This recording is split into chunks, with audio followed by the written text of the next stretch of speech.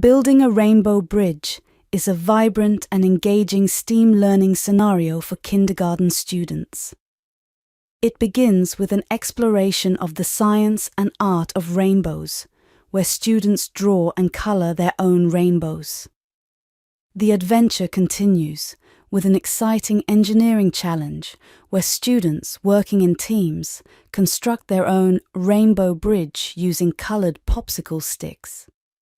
This hands-on activity not only introduces them to the basics of building structures, but also the concept of load-bearing structures as they test the strength of their bridges.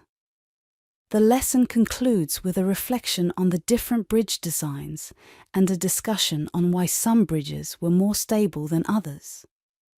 This fun, practical, and engaging scenario encapsulates the essence of STEAM education, teaching students about science, technology, engineering, art, and mathematics in an integrated and exciting way.